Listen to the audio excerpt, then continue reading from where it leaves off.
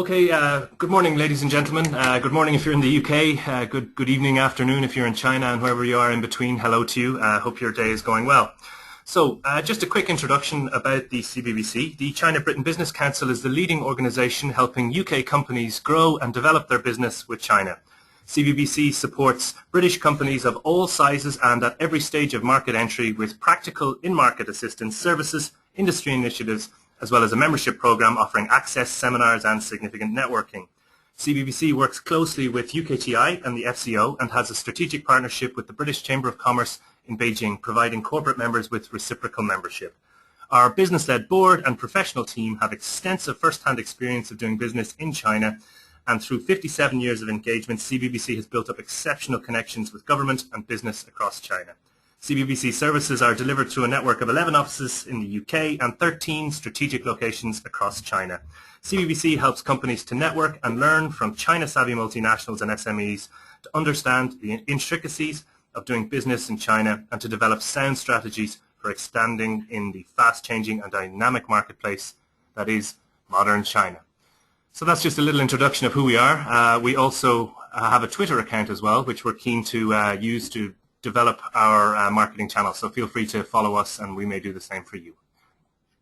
As you can see, we have a pretty extensive network throughout the UK and China. Our new offices that I would draw to your attention here in Changsha and also in Xi'an.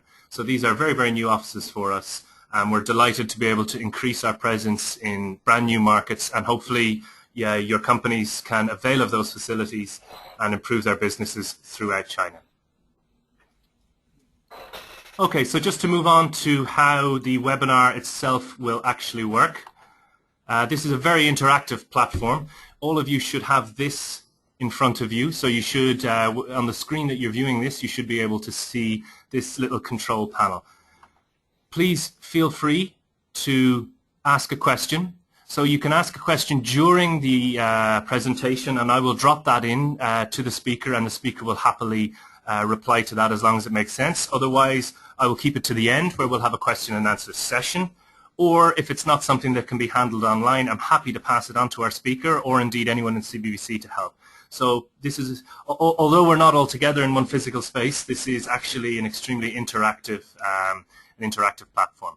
If I could, if you can see from the screen, this option here is called Raise Your Hand. If I could ask everybody just to click on this, just so I can see that you're all hearing me loud and clear and that everything is working no problem. Look, I can see now, lots of people raising their hands. Fantastic. Okay, so I think then that our connections are okay. So I'm going to put all your hands down again. So if you do have a question, please put it into the system here or raise your hand. Okay, thanks very much. All right, let's move on. Our speaker biography today. So Richard Unwin is the Managing Director of Backbone IT Group, founded 13 years ago and incorporated in 2003. A founding director, he was the driver behind the company's specialism in digital marketing and web development. The company opened its China office in 2003 based in Nanjing. As the marketplace in China for Western companies has developed over the past decade, Richard has been instrumental in developing the company's service portfolio to extend to assisting businesses enter the Chinese market, particularly online.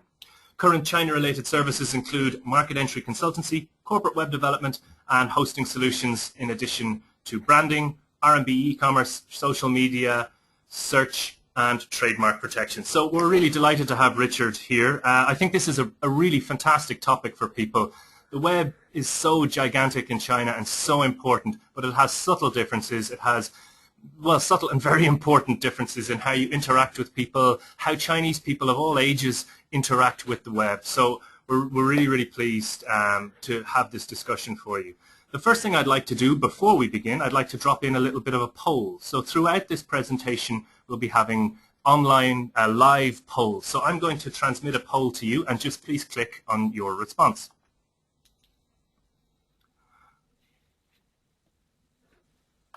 So the first poll is a pretty straightforward one. Just where are you? So just please click on your response.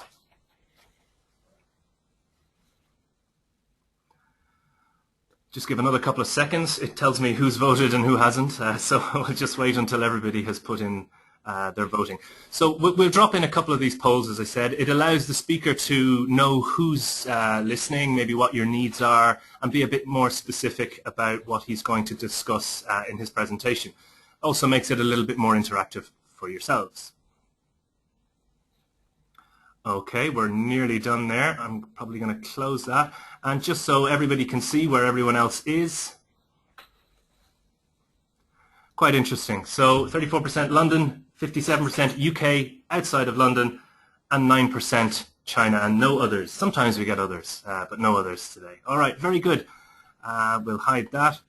So I'd like to hand over to you, Richard. I think we're pretty much ready to go.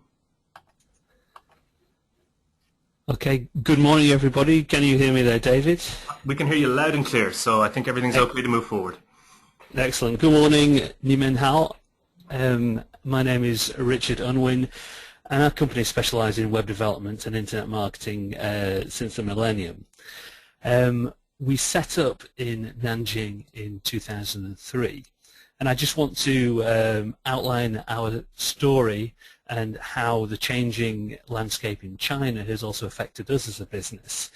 Originally, the Nanjing office was used for technical reasons. As a web development company, it made sense to us to establish it there in Nanjing, where there was good technical resources and also, of course, cheaper labour costs than doing such a thing in the UK. But as time has moved on, China has changed. Our own needs as a company have completely changed. And our technical work and the internet marketing work we used to do in Nanjing, we now do again in the UK. However, the Chinese office is now very much focused on marketing, helping Western companies access China, specifically online, but also in other methods as well. And that's due to the changing landscape in China, how we've seen since we've been there. In Nanjing 10 years ago when we set up, there were still three-wheeled, two-stroke taxi rickshaws on the streets and swarms of bicycles, whereas now, of course, with the economic growth that's taken place and wage inflation, China is a different place, particularly in terms of consumerism and the readiness to invest in Western services. So that's our story, is how we come to be where we are today, and how the landscape for us has changed. And we found ourselves in a very good position in terms of the experience in China for 10 years, predominantly in the internet sphere, in order to help companies as the marketplace has changed. So if I could ask for the next slide, please, David. Okay, thanks very much. I'm sure you, like me, have heard over the past year or so stories of doom and gloom regarding the European economy, but also with Chinese growth is slowing, and the headlines have been quite sensational, and this is something we should all be very concerned about. But through those headlines, the key fact remains that China is still growing, and it's had growth levels which have been the envy of the Western world. So even though it may be reported the growth is slowing, the growth is still there. But recent figures, as the top one underlines there on the slide, since December there's now some more good news again that the growth is picking up again in China. Also we can see there that smartphone use, if you are using the internet in China, it's absolutely huge, and that's something, you know, that should be considered. But China has got a quarter of the world's total now of internet usage. Their use of the internet remains strong, and many opportunities are just getting going, still in their infancy as far as the opportunities for Western firms. So I guess the message is there's still no time like the present to be getting involved in China. Could I have the next slide, please, David? Just give everybody a couple of seconds to have a read through that quote. It's a quote from Kai-Fu Lee, and he's a Taiwanese-born IT executive, computer scientist, and he previously worked in the US for Apple, then Microsoft, then Google, and was the founding president of Google China, leaving in 2009. And I think his comments there are very, very true, and it's something that when we're dealing with Western companies, specifically in regard to any internet campaign they may wish to undertake, either as a corporate business, as an industrial, or as a retail business, that often Western boardrooms make Western assumptions that the whole world is using the internet as it does in the UK. And even though there are some parallels, it's generally a false assumption that that's the case. So if there's one thing I'd ask people to take away from this, is the fact that China and its internet usage and its demographics are different, and it's a good idea just to be a bit more informed about how they use it before stamping a Western approach on your strategy in China. Thanks, David. Could we have the next slide, please? Thanks. So let's first of all consider one of the main differences, and one that most people are aware of, and that is the censorship in China, known as the Great Firewall of China, officially known as the Golden Shield Project. And it presents to a Western company certain issues in terms of a web presence, whether it's a corporate business card site or whether it's something more advanced, whether you're looking to sell into China, because in the worst case scenario, your website could be blocked. For example, you may have heard of the well-known company over here, Namesco. They deliver hosting services, but in the past when we've tried to use them, their entire server range in China has been blocked. Now, I'm not sure why this is. It could be that at some point in the past, some of their customers have put something on which the Chinese government hasn't liked, but ultimately it was impossible to use any of their servers. So being on a bad server network can mean you can't be seen at all in China. We've had various clients that have had this problem, and it might be something that you're completely unaware of. Your website, even the people who you go to for hosting may not be aware. If you're sharing server space with other companies, there might be gambling sites on the same server space, and in that case you can often find that that particular server is blocked. So if you don't have a website in China, do make sure that wherever you plan to host it is visible in China. But the more common problem that companies come across if they're hosting in the West is that the firewall in China, because it's filtering content and filtering the data that comes through from outside China, it generally slows down the speed. So Western sites, in general terms, tend to be slower than Chinese hosted sites in terms of viewing. Now, it's not a huge problem if you've got a few seconds delay, if it is just a corporate website which is giving the impression of your business in China.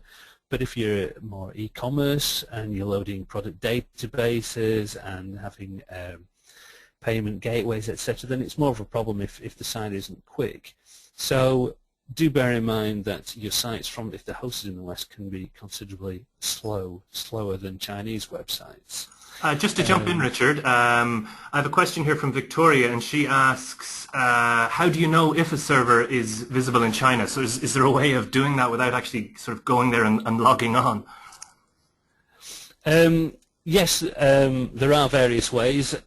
Clearly, clients who are working with us, we've got our offices in China, so we use our contacts to verify what the situation is with a website as people are coming on board. I'd imagine if you're a CBBC member, possibly having a word with them. They've got offices all over China. They might be able to help you out. But there are also methods by which you can use proxy servers, and even though you're not actually there, there's various software you can use to check whether the site is actually loading in China. It's probably not the forum to actually go into the how in this particular discussion, but certainly if Victoria wants to get in touch afterwards, we can point her in that direction. Lovely. So there is a software solution as well. Okay, thank you for that. I've got a question from Jane and quite a few others. We will make the slides available, and we will also make this broadcast available if people want to ask it, to see it in the future, just to get that in quickly. All right, sorry, over to you again, Richard.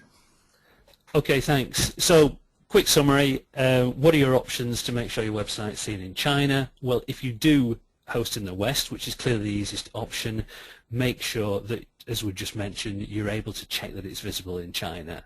The better server company you're with, then the more likely it is to be served quicker in China.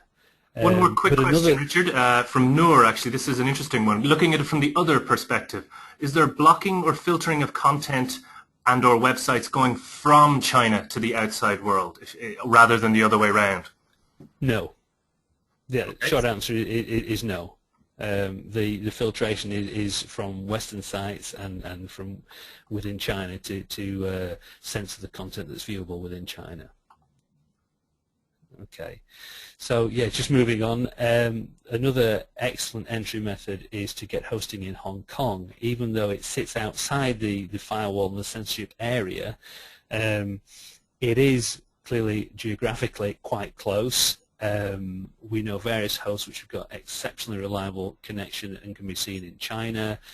The legislation compared with hosting within China is a lot easier. It can be a lot quicker to set up. You don't need any license to do so. So as a halfway house and a relatively inexpensive way of getting a serious web presence in China, Hong Kong can be a good entry method. For those of you listening who may be considering setting up a Chinese company or already have one, as we clearly have people on board here from within China, if you have your own company already in China and you want to host within China, then clearly you're within the censorship, so you won't get censored out from outside because you can host within China. There is a lot more legislation. It's all doable, but you'd need to apply to the authorities to get a ICP license in order to legally host. And your own staff in China will be able to go through that procedure, or if not, our staff can help. But just to reiterate to those not in China, if you do want to host within China itself, to get the ICP license you will need a Chinese company, or you will at least need a trusted, and I emphasize the word trusted, partner to help you within China, because you cannot register for an ICP license if you have no Chinese entity. Okay, thanks David. Next slide please. Okay, while we're changing slide, just a quick question from Karen. This censorship one is obviously quite an important one for a lot of people. I have a lot of questions. She says, our website is hosted in on our UK server. Can this be blocked? I think you've gone over this, but I do think maybe stress it again. Yeah. Yeah, yes, it could be blocked, but probably the easiest way, Karen, is to just get in touch afterwards, and we can have a quick look for you to see whether it is or whether it isn't.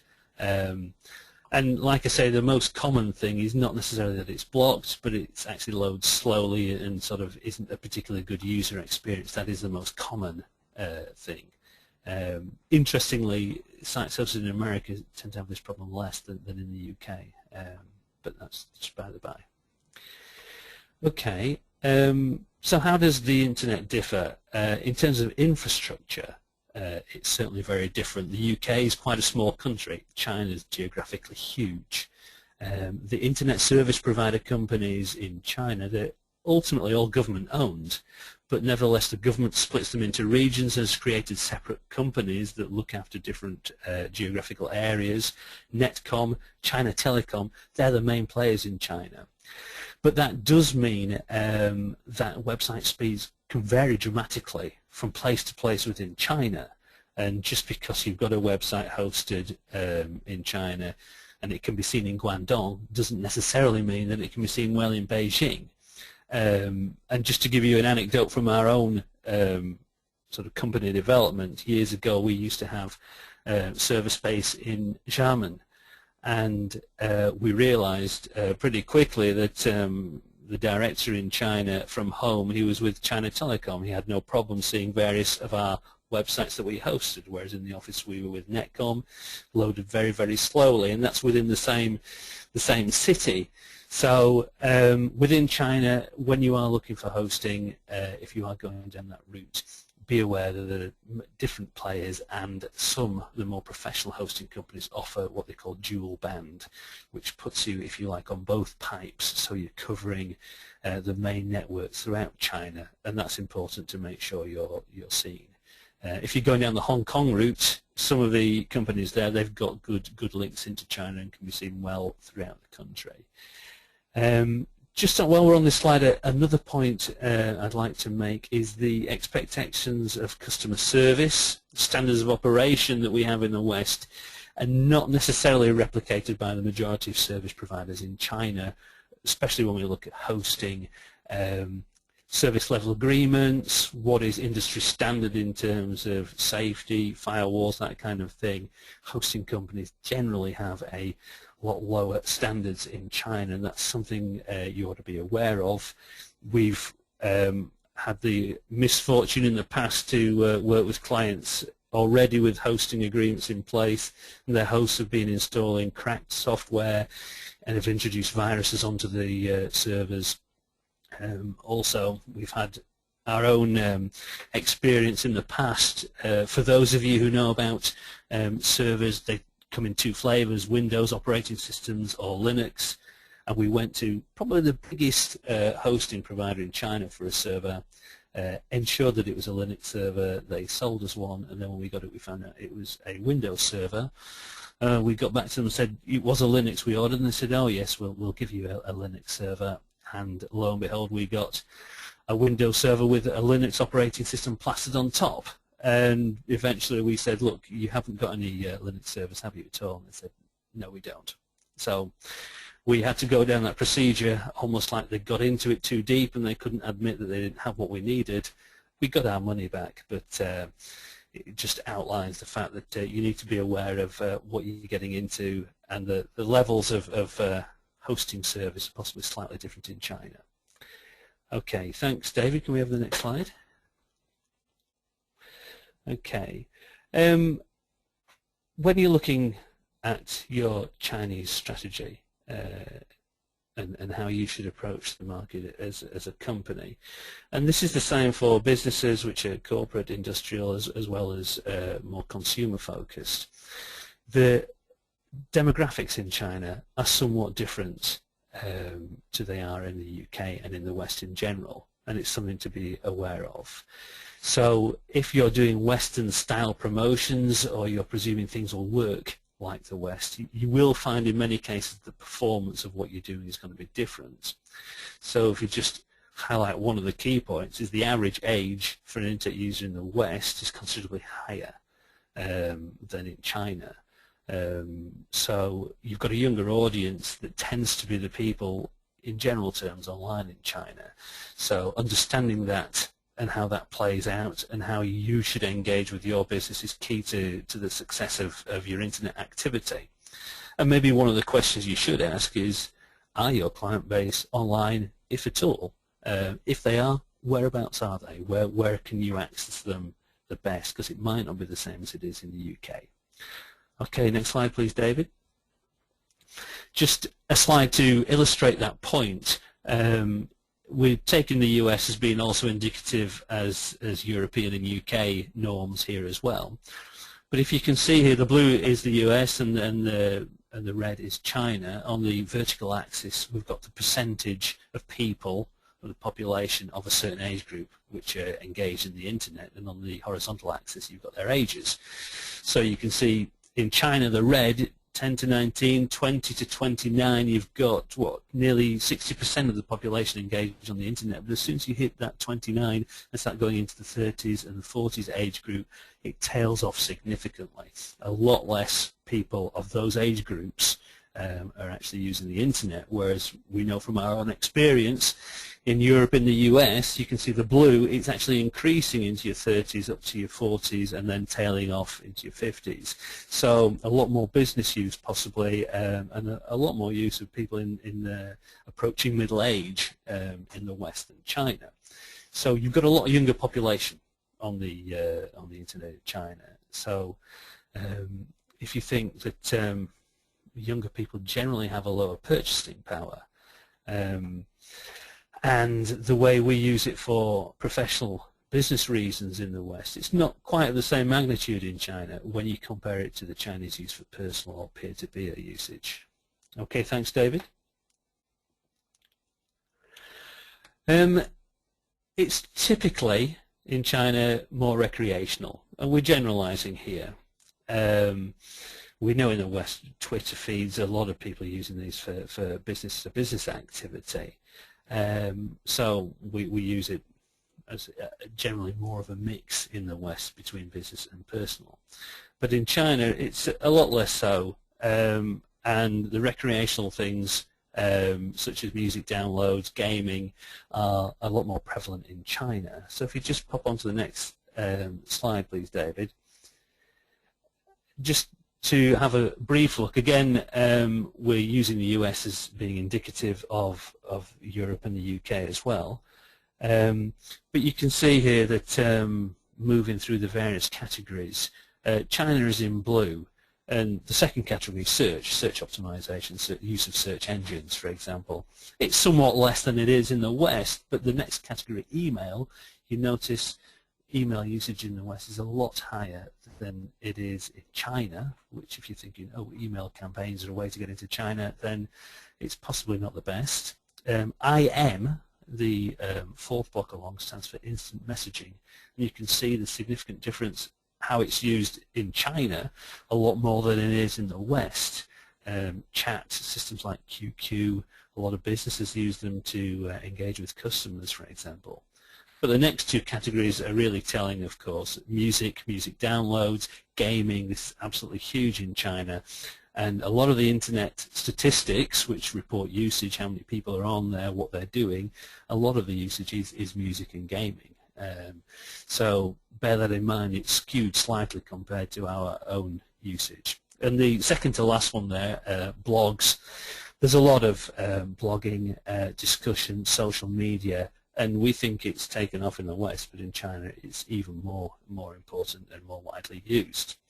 Finally, the e-commerce. It's really taken off in China, as we'll come to later, but you can still see there's so much potential for growth of the e-commerce market in China when you compare it to the West. So that market is still something which is growing and got plenty of space to grow. Okay, thanks, David. It's been more widely reported in the media over the past year or so that the main player in China in terms of search is Baidu and not Google. I'm sure many of you are aware of this, but it does take a certain recalibration of the mind when you're looking at how to promote yourself on the internet. It's been quite well publicized, Google's differences with the Chinese government over censorship, and since that has happened, Google's actually lost further ground. So Baidu is definitely the main player. There's differences in how the search engines work. For those of you that know a little about Google search, there are differences in how websites become ranked. Pay-per-click is a medium that I'm sure many of you use in the UK, both for business or for consumer sales. And it's easy to set up with Google. You go online, you register a form, you put £50 in your account, and you're up and running. There's good software, there's good tutorials. Whereas in Baidu, it's generally a very slow and cumbersome process for Western companies to get the pay-per-click off the ground. It's certainly doable, but just be aware it's a slow and involved process to get it started. Their software can't handle campaigns of the same magnitude. But a more important point to bear in mind is not all markets are developed like they are in the UK and the West, and sometimes pay-per-click may or may not be the best option for you. Okay, thanks very much, David. Just a little graphic there to show you the dominance of Baidu. That's actually gone down. It used to be around about 75%, but still you can see they've got the lion's share of all search in China. And until recently, Google was the sort of second largest player in China, but you can see how they really tailed off. Now they're down in fourth place, around about 5% of the search engine traffic in China. And the interesting development is the local players there in second and third place, which are getting slightly more of the internet search pie in China. But the message is clear. If search engine is a valid route for your business in China, for marketing, branding, or for sales, then Baidu is the place that you need to be. Thanks, David. Okay. Richard, Moving on to Richard, before as we continue, maybe we could drop in the poll to see where companies are, if they have yeah, their own sure. sites and all of that kind of thing. Well, I'll drop in the poll right now.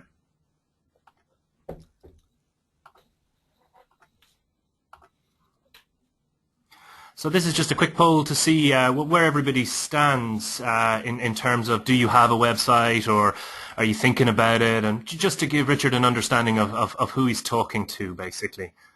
Wow, it seems to be quite clear. We're nearly there. I'll just give it another couple of seconds. So just click on whichever one is relevant to you.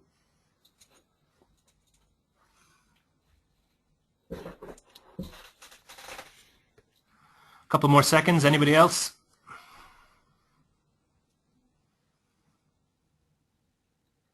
Okay, I think we'll close that, and I think, Richard, once I publish these results, it will be pretty clear where our attendees are today. Okay, excellent. Thank you for that, everybody.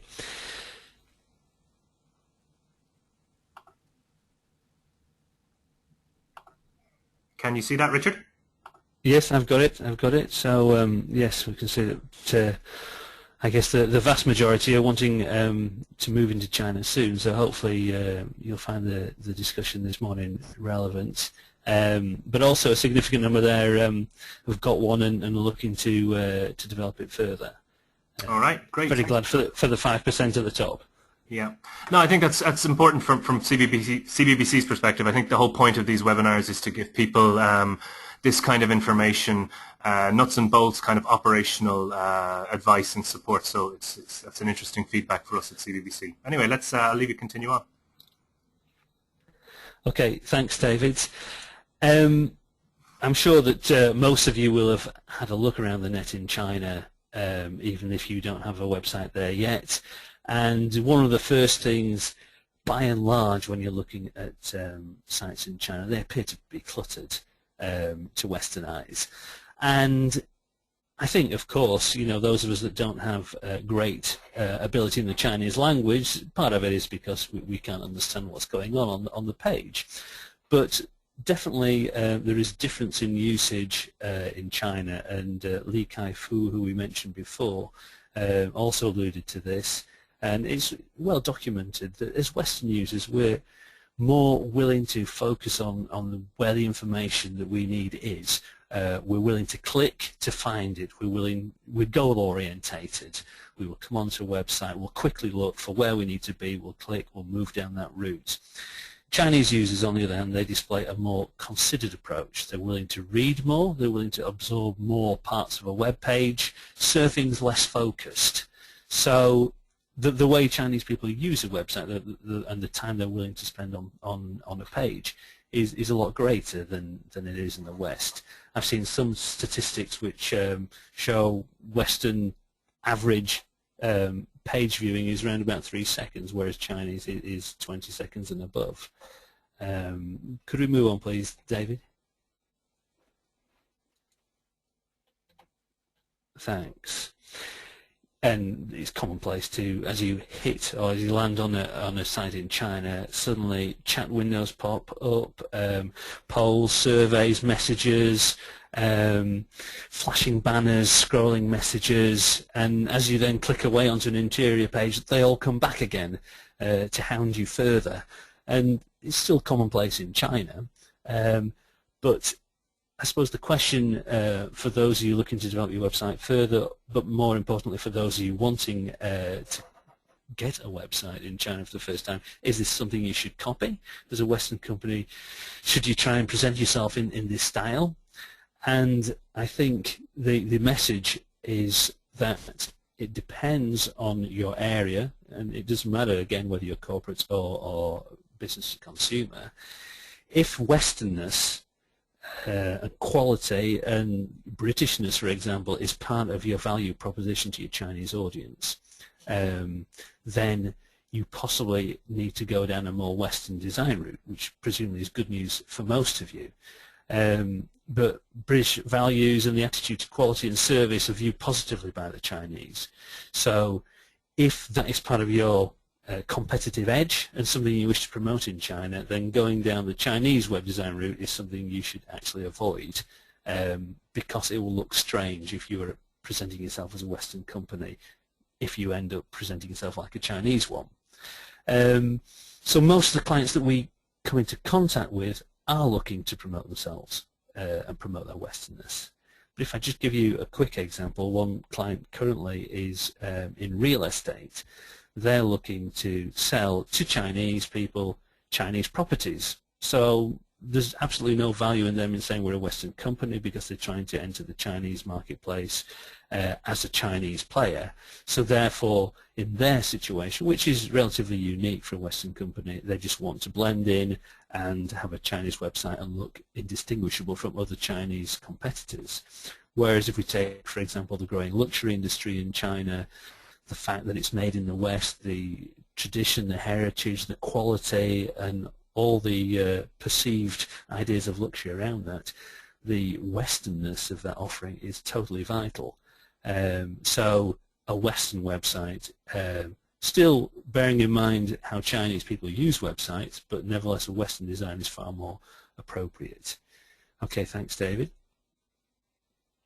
And just on that point, and it's equally valid again for corporate sites, because the things you manufacture have got quality attached to them, aftercare service and this kind of thing, equally as products which are bought by consumers.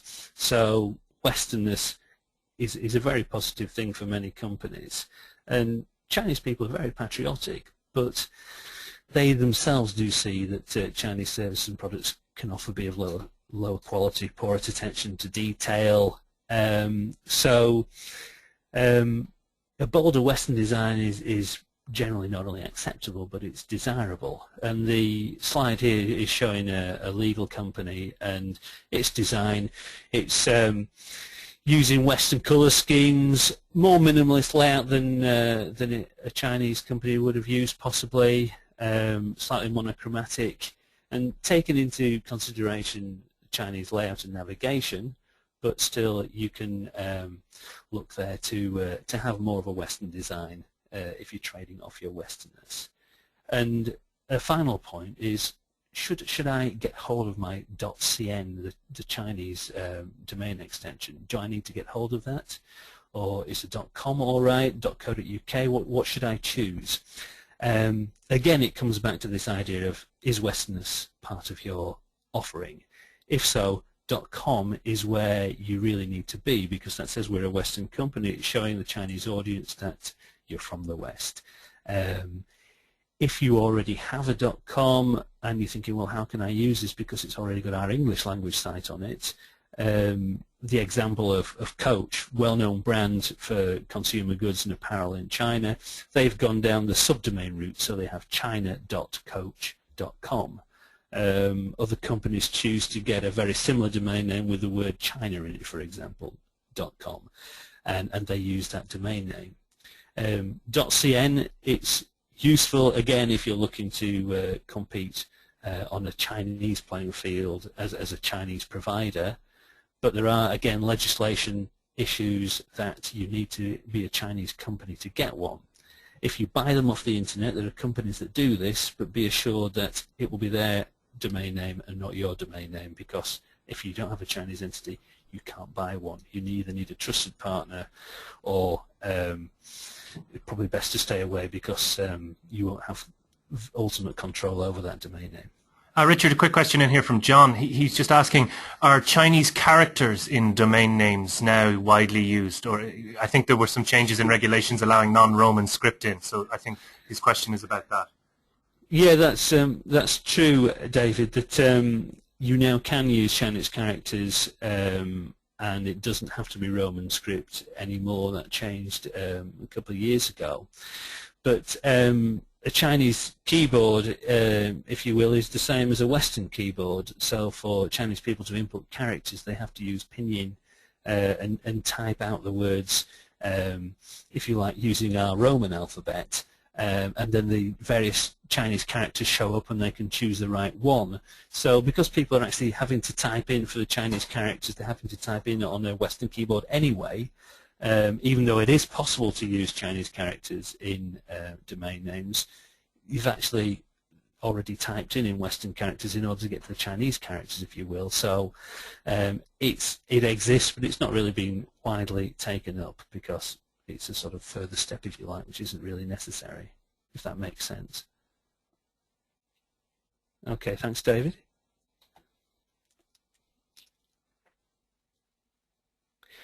Yeah. And we've mentioned briefly that color combinations using a simpler, more monochromatic theme, many Western companies choose to present themselves in this way.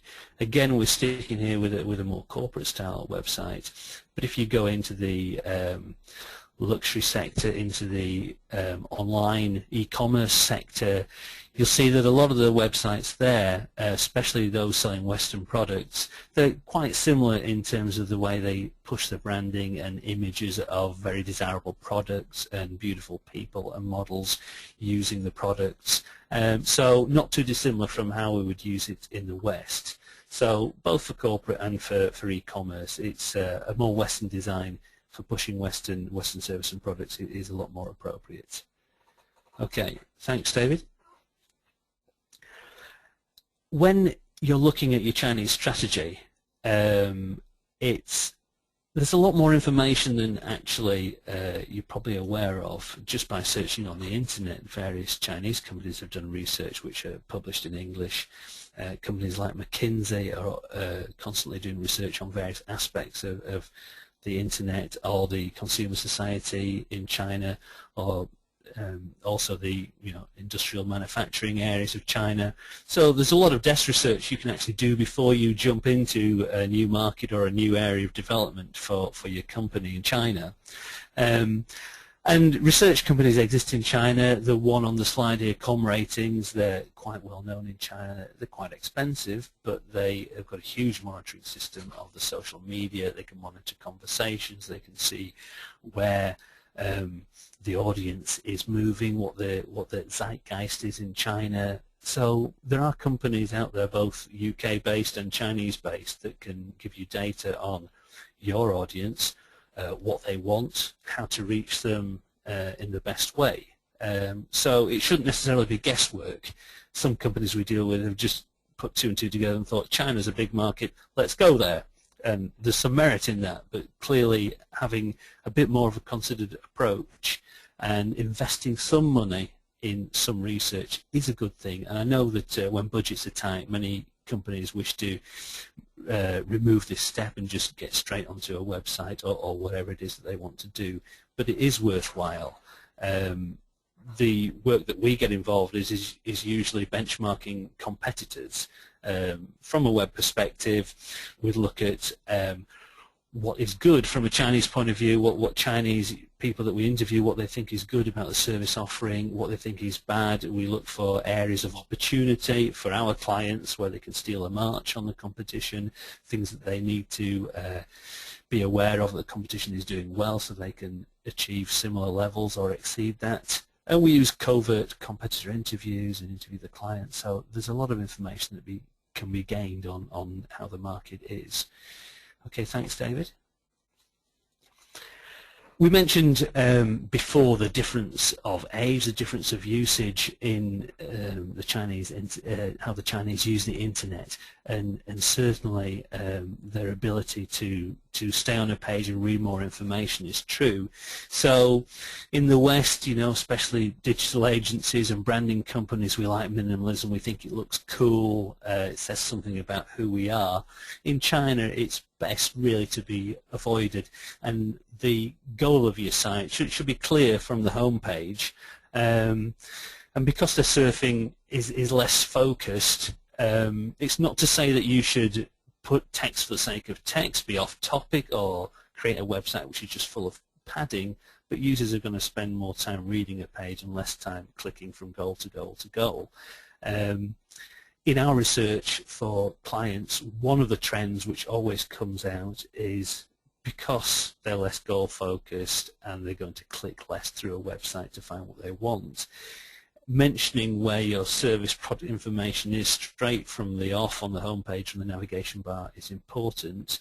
And again, the clear benefits to the user, whether they be a business or a consumer, the clear benefits to them of what your service is or your product, why it benefits them. This should be presented clearly and from the off, really, at least no more than one click into the website. And your information as to how your product or service benefits them can be quite comprehensive, because they will stick around and read a bit more information, provided it's relevant and on target to them. Thanks, David. Another trend that we pick up as we've done interviews for clients is the aftercare and how that's valued in China. We in the West, we enjoy good legal protection and our rights as consumers and also as business consumers are enshrined in law, whereas in China this is less so. And due to this, some Western companies have gone into China and they believe that customer care doesn't really matter, you can get away with less. But what's actually happening on the internet is consumers know, and business consumers too, that companies that offer customer service, this is something which is desirable, and the best companies get known for their customer service. They gain the competitive edge because there's less onus on the business to actually provide this legally.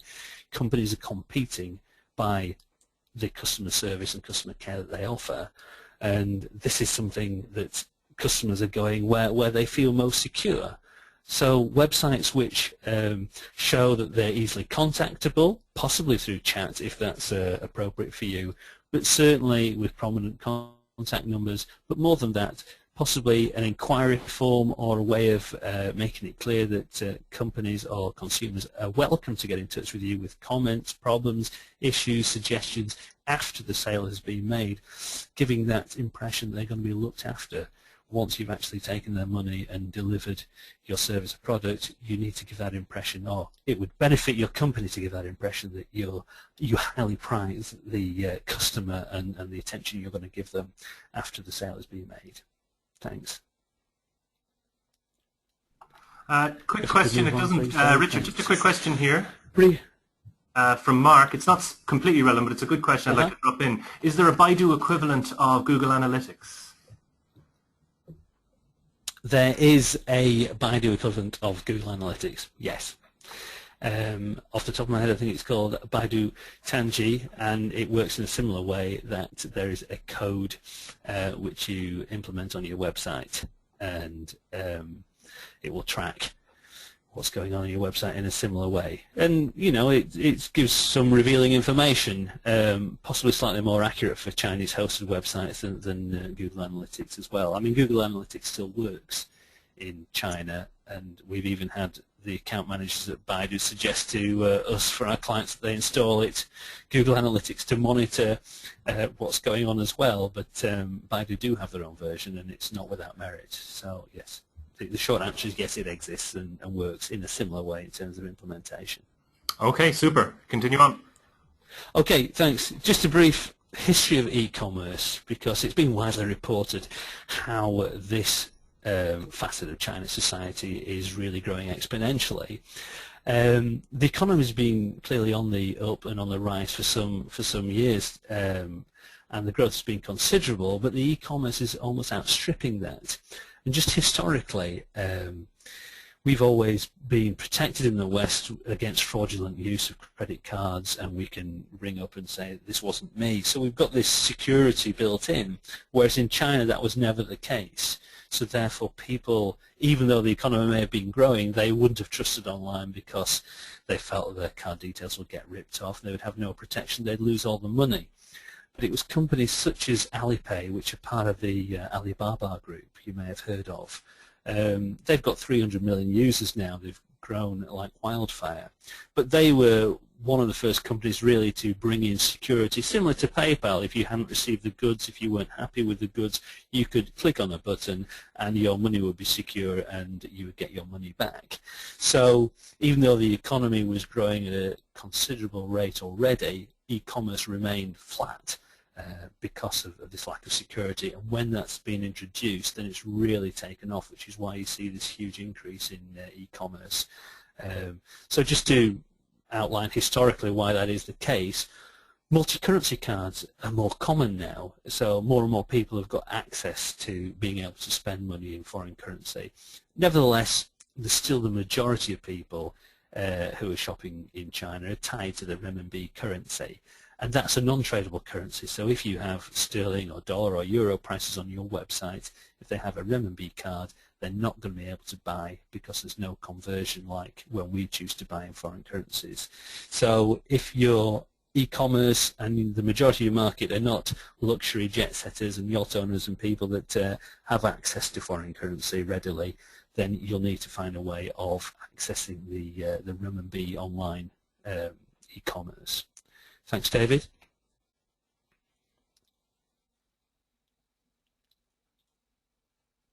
Yeah, hi. Quick question here from just a quick question from Matthew here. Would you say that customer reviews are an important part of a Chinese website?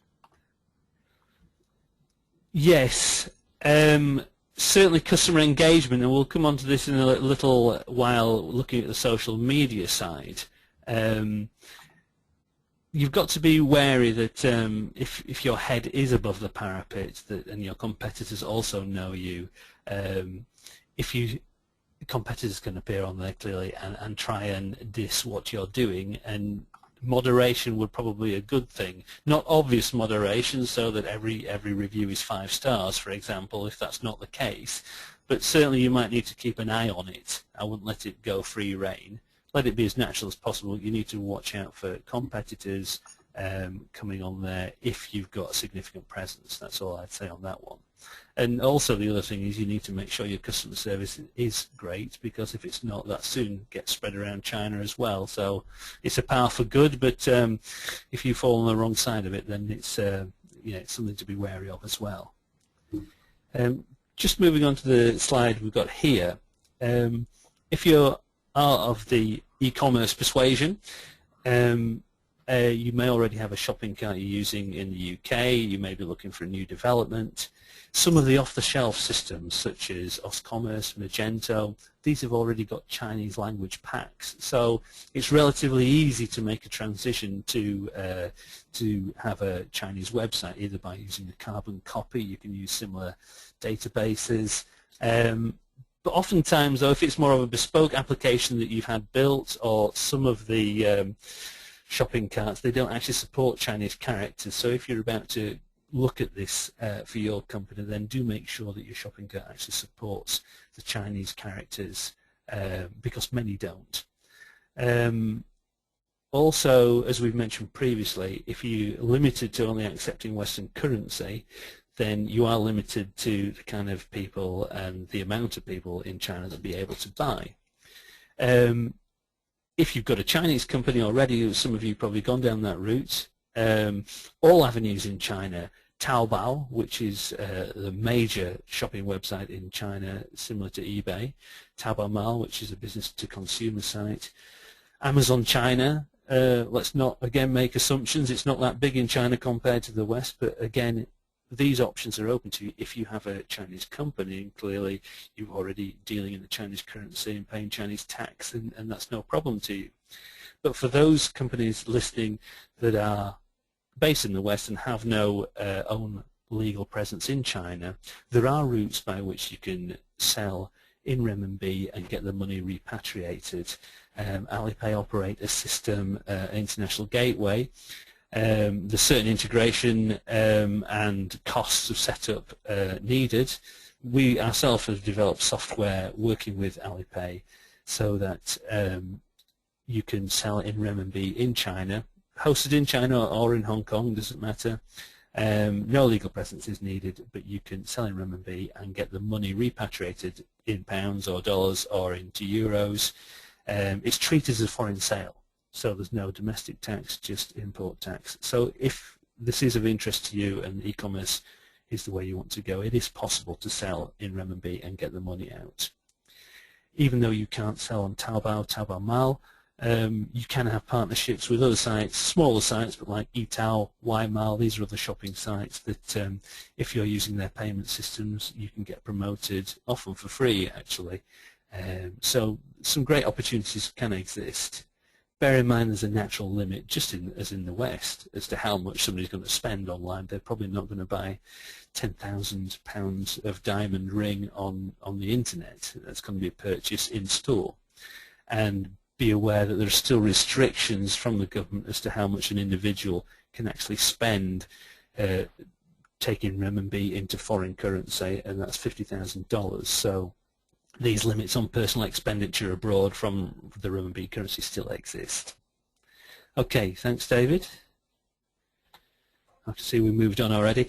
The search optimization, we mentioned it briefly, and this slide alludes to e-commerce, but it's true for businesses and corporates in manufacturing or in the service sector.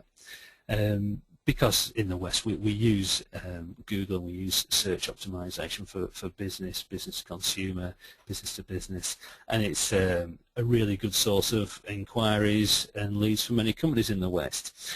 Just be aware in China on Baidu that search volumes can differ. Just because there's a high search volume in the West might not be the case in China.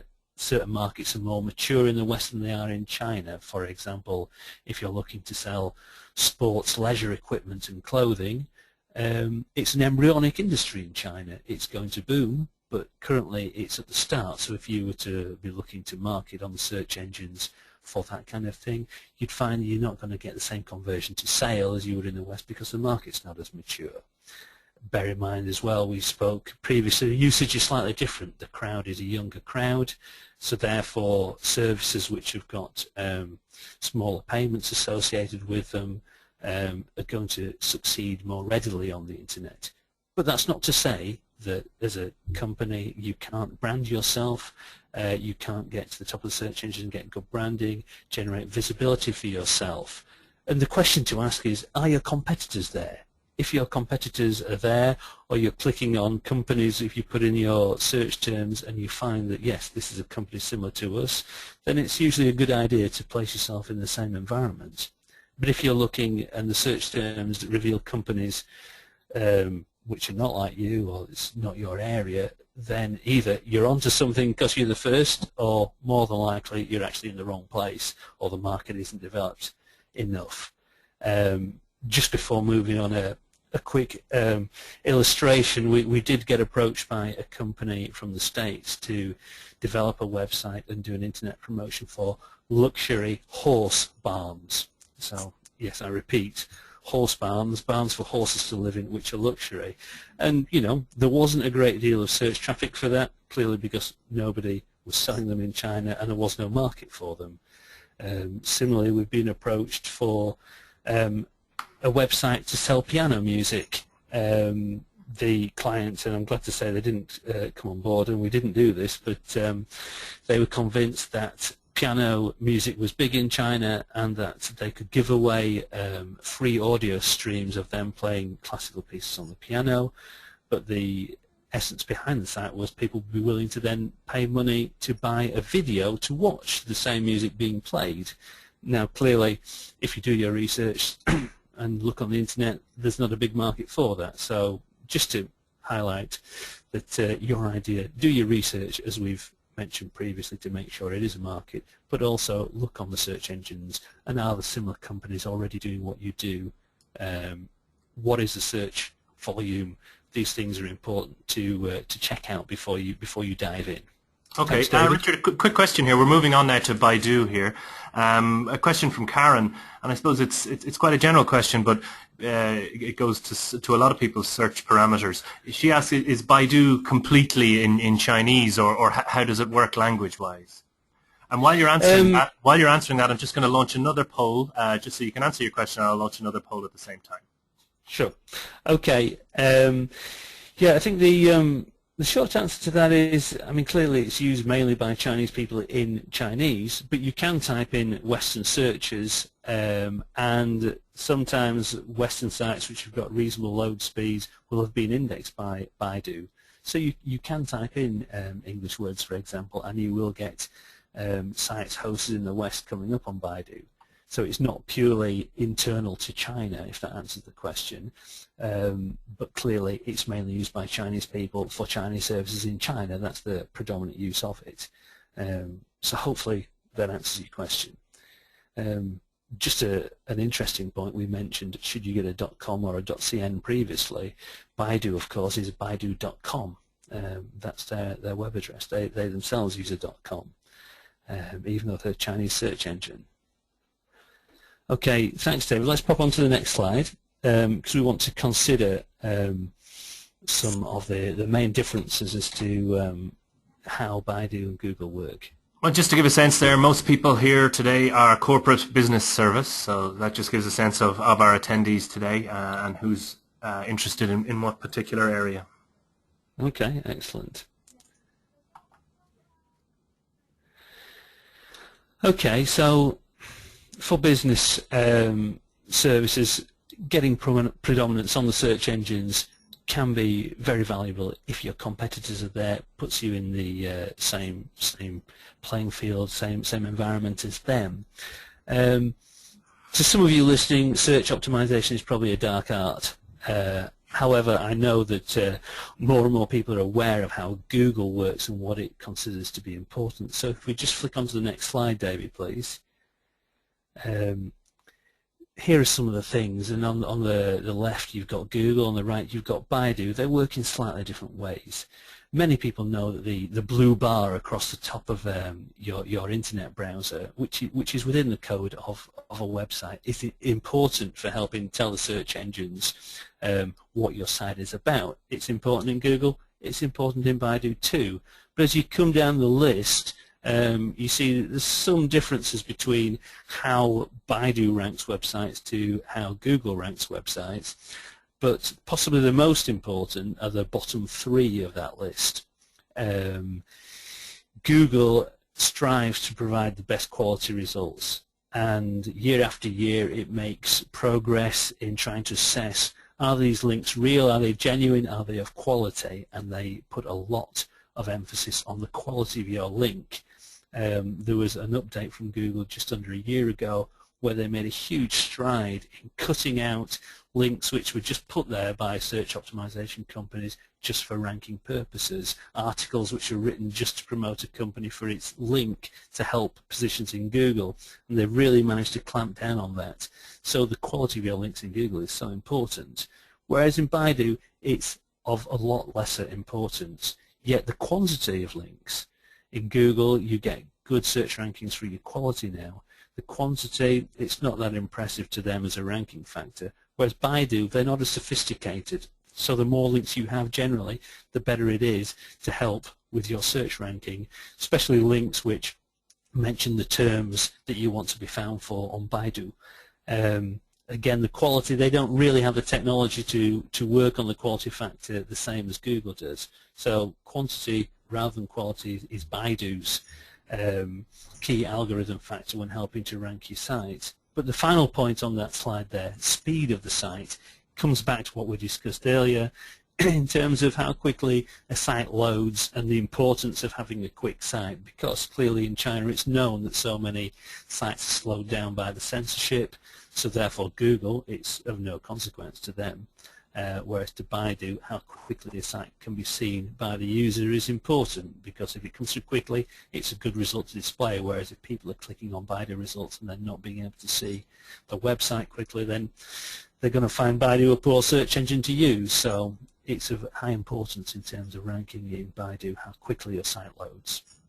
A little, Richard, just a little concern that we keep moving forward time-wise, but a quick question from a couple of people actually is about the use of Chinese characters in meta tags and AdWords and that sort of stuff, or particularly meta tags. Yeah, well, yes, I mean, you clearly, if you are looking to use Chinese characters and you're looking to be found using Chinese characters, that's what people on Baidu will be searching. using Chinese characters. So the Chinese language that you use on your site, anything which is linguistic content rather than the website coding, clearly that should be in Chinese. The coding, the HTML, that's a global language, and that is the same whether it's English, French, German or Chinese, whereas the actual content, anything which is linguistic content, and yes, that does include meta tags, that should be in Chinese characters because that's what people will be searching using ultimately. Just a quick demonstration here using a heat map between the two search engines as how people use them. But it also comes back to our earlier point as to the Chinese more willing to read more information on the page. You can see quite clearly that in the West we simply go for the key information at the top of a page, top left of a page, whereas in China, even though there is still this emphasis on that area, there's a lot more of the page being taken in, a lot lower down, and a lot more information being taken in there. So it just helps prove that point from previously. Okay, thanks. Social media. I know that this has been widely reported in the West over the past year or so as to the massive value that this has in China. I'm sure some of you will be aware that Facebook, YouTube, Twitter in China, they can't be seen, they're all blocked. However, China has a massive social media network, and for every Western company which is blocked, there are normally two of the same in China. So the Twitter equivalent, which is microblogging or Weibo, there are a couple of companies that do that in China, Sina, Tencent, and there's 300 million users using their services. For Facebook, there's Renren and also Kaixin 001, which is a bit of a mouthful. It means happy in Chinese. They've each got over 120 million users, mainly living in China's first, second-tier cities, but it's become more and more popular now throughout third and fourth-tier cities. And it's, you know, a very large phenomenon in China. And the reasons for this lie behind the fact that you go on a social media site, you normally have an avatar, pseudonym. And it's been perceived, of course, in the past that you're more free, you're freer to say what you like. So perceived freedom of speech has meant that this medium has really blossomed and is used far more than it is in the West. However, the basic rules for engaging on social media, they're actually reassuringly familiar. People are still people and they want to be engaged in the same way. So many of the Western and global companies have used social media successfully to create fans, disseminate information in form of offers, and all this kind of thing, which is quite familiar to us in the West. Okay, thanks, David. So, who is your target market? Do they hang out on social media? If so, which platforms are they on?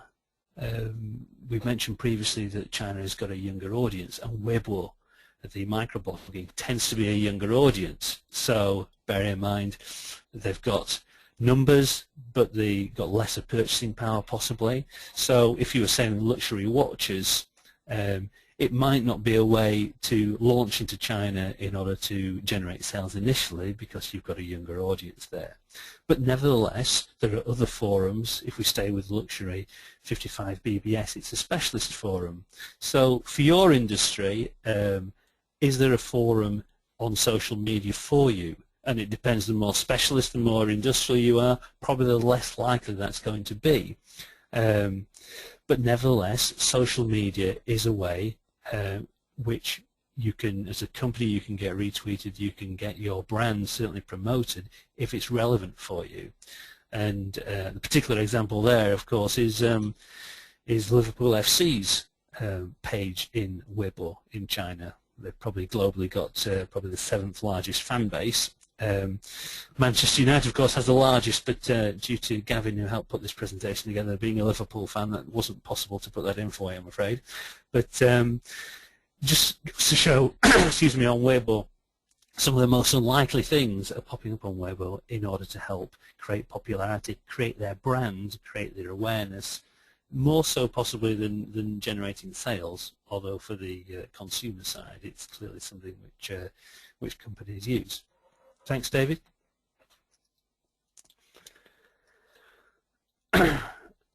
Okay, thanks. So we just mentioned the process is essentially the same. In the West, we don't like companies on social media that just say, come to our website now and see our products.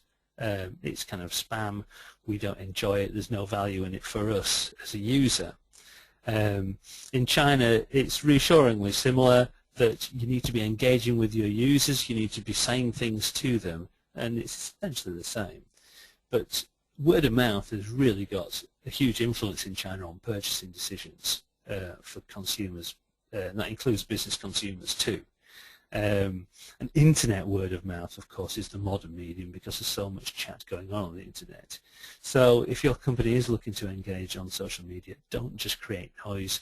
Make your content authentic, make it user-orientated, even push your company personality, maybe push individuals representing the company rather than a sort of faceless corporate message. You do need to find out if your customers are using social media first rather than presuming, like in the West, that businesses do use it. Is your market on social media? If so, where? When you find them, engage with them and do so intelligently. Many of the Western companies in fashion, for example, they give out information on fashion shows, celebrities, latest collections, and this gets retweeted and pushed further and further. So it's for your business, is the mileage in your particular area? Are people interested in what you're doing? Can you engage with them on the social media? And if so, where? And how do you engage with them and get them to push your message further? And that's the key thing on social media in China. Thanks, David. Just quick question, Richard. Throwaway. Quick question: Is there a Chinese equivalent to YouTube and Vimeo? Yes, there is a Chinese equivalent to YouTube, known as Youku, and yeah, that's essentially a video site. Again, YouTube is blocked, but there is a Chinese equivalent, and businesses and companies can use this to make promotional videos, etc. And again, the same rules of direct engagement, sharing of content, and it's up to you clearly to decide whether funny is appropriate. Clearly for a more consumer orientated company, then yes, funny, interesting, but you know, as you get more to business, then interesting, useful information needs to be that which will have value. I just want to add something there from my own perspective. A lot of people think that because all of these things are blocked in China that they don't exist, and that's a huge misnomer. One of the reasons that things get blocked in China, yes, maybe there are some sensitive political background to why perhaps it gets blocked. But the other reason is that they want to make their own brands. So I hope that today you can realize that there's gigantic Facebook-like networks, gigantic YouTube-like networks, Twitter-like networks, all through China. They're just not our branded ones. So there's that double reason of why things are blocked. Yeah, not just for sensitivities, but also to enable China to create their own brands in this sphere. Anyway, just wanted to drop that in. Yeah, okay, thanks, David. Let's nip on to the next slide, and as many of you are from a more business background, if you just move on, David, please, to the next one. Yep, there we go. Thanks. Swiss Air, they ran a competition, and it manifested itself online essentially through the social media networks. They actually physically gave out in Beijing post-it notes, red and white ones, and they ran a competition, and the prize was a return flight to Switzerland. And thousands of people engaged, and it was a competition to come up with the most unique way of using your red and white post-it notes. And on the screen there you can see some of the examples. Top right, there's a guy who's made a paper plane and uses post-it notes to make the tail fin, and people sticking Toblerone with a flag with a Swiss flag on there as a tail fin. And this happened on the internet. So even Swissair is a corporate entity. They ran this competition. They engaged people, made them think about Switzerland, made them think, if you're going to Europe, let's try Swissair. And somebody actually won a flight, and then this was then further publicized through the social media as to what they thought, and then after they came back, their trip and how great it was. So it gave them some good publicity. And for companies, social media promotions of this ilk, quirky competitions or things which is engaging the people in your particular sector, these can be excellent publicity for a company. It does need to be done intelligently, though, as we mentioned before. You do need to look at where your target market is, but also engaging with them with your messages or any competition that you run. There's a common way of selling in China is actually the freemium method, for example, whereby things are free at the point of use initially. For example, an ebook, you can read 3 chapters. Then when you get to the 4th, you need to pay 20 pence, 30 pence to carry on reading. This is quite a common thing, but gaming is absolutely huge, and the Chinese generally like to engage with anything of this nature. Some of the social media networks, such as the companies running Weibo, have their own software, and directly or through your Chinese partners, you can engage with them. They'll help you run competitions. They will monitor who's tweeting you, and there'll be requirements of registering here or tweeting so many times. So there are using the companies themselves, engaging with them, they can help you run promotions if this is something new to you. Okay, thanks, thanks, David. I think the final slide here, coming up, looking at social media, is it's similar to the West, not only in engaging with people and having a reason for your engagement and making sure it's relevant to the users, but also have a strategy. What is it that you want to be doing with this social media campaign? Are you new? Is it just about awareness? Is it about branding and pushing your brand to make sure people know who you are? Are you trying to generate a contact database, getting people to register?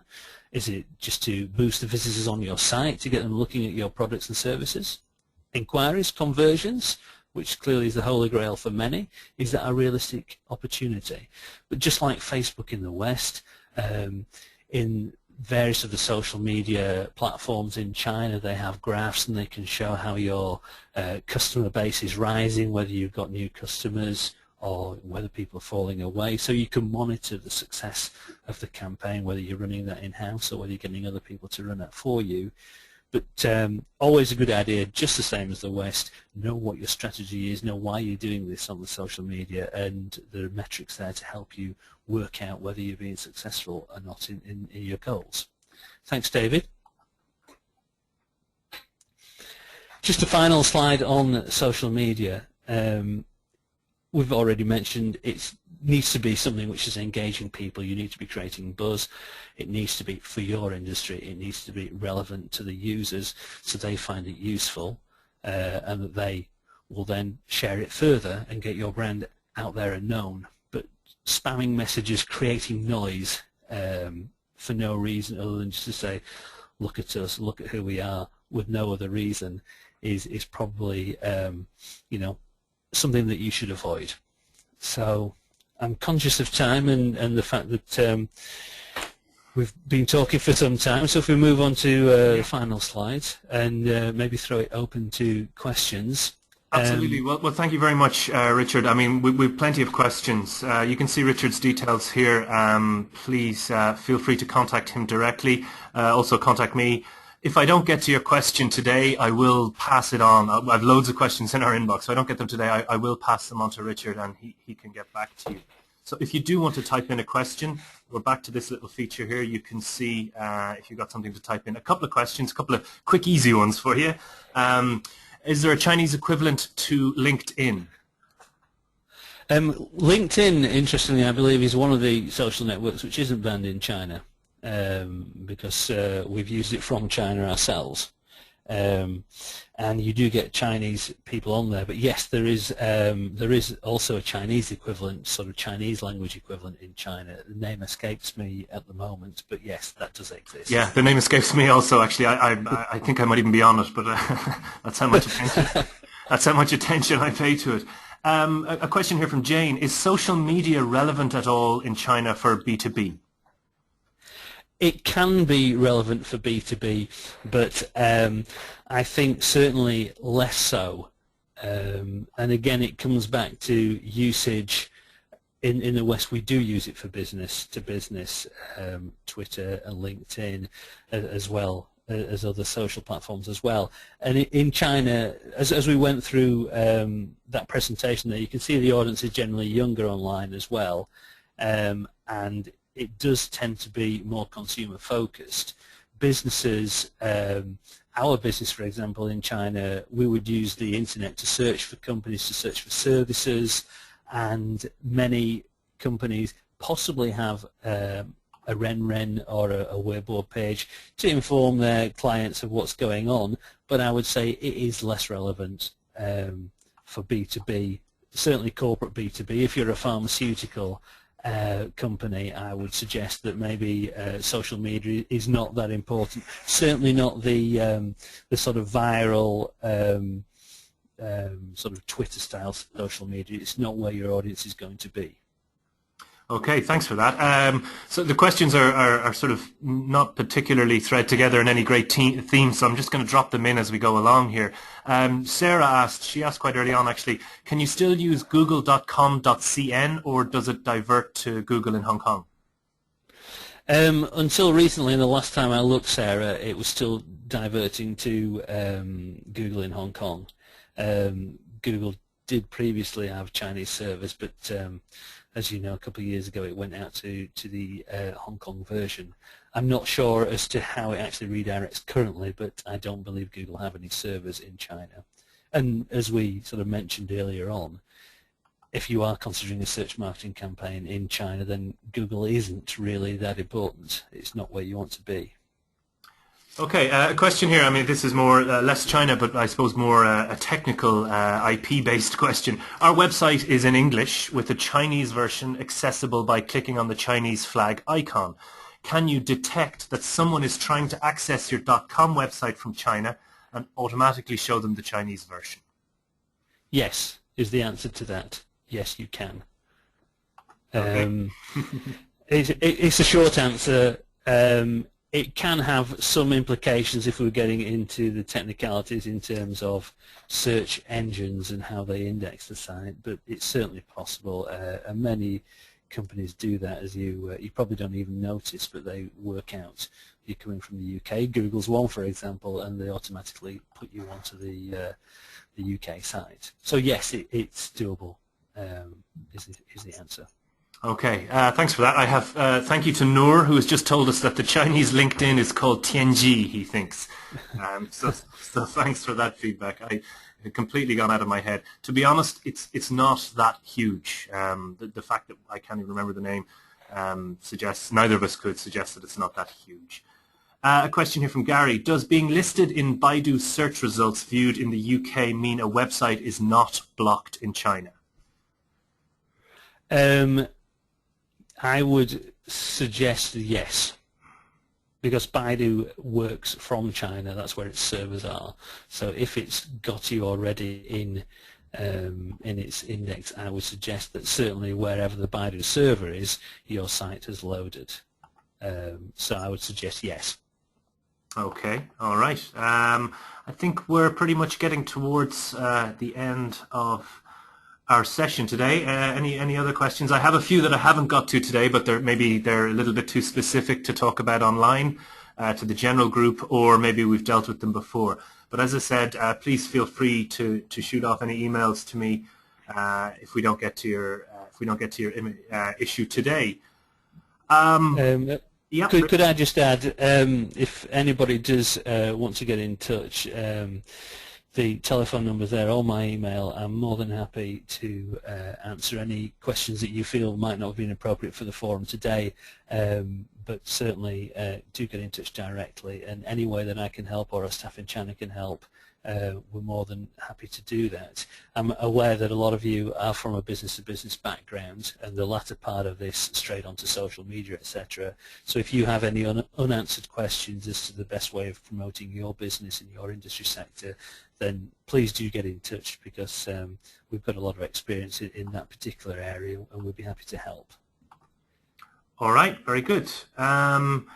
Well, I think we'll leave it there for today. Let everybody get back to their day's work. So firstly, I'd like to say thanks very much to Richard. Thank you for your time. I hope that this was valuable for you, and also valuable for all of our listeners. After this session, in about 24 hours, a system will send out just a brief survey just to ask you what you thought about today, and if there are any other webinar topics that you would like us to cover. We've done quite a few now. We've done one on due diligence, we've done one on the VAT reforms, and we've done this one. And then at the end of the month, we have another one on responsible and effective supply chains. We're also going to be doing a series on IP protection. So we'll be doing a 4 webinar series on IP protection. So there's lots in the works. There'll also be one on contracts and negotiations with China. We hope that this China Expert on your desktop is a really useful operational guide for our members and for people doing business in and with China. So just a quick look at our upcoming events. Okay, so you can see from the 16th, that was today, as you can see, but we have some other bits and pieces coming up over the next few days. Feel free to contact me about them, or to register, or to participate with us, and also our events in China. I think that really is it for this morning. As I said, if you've got questions, please contact me. Thank you very much for your time. I hope this was valuable for you. Any feedbacks and suggestions to myself. Please also follow us on Twitter. So other than that, I wish you a great day, and thank you very much for your time. Bye-bye now.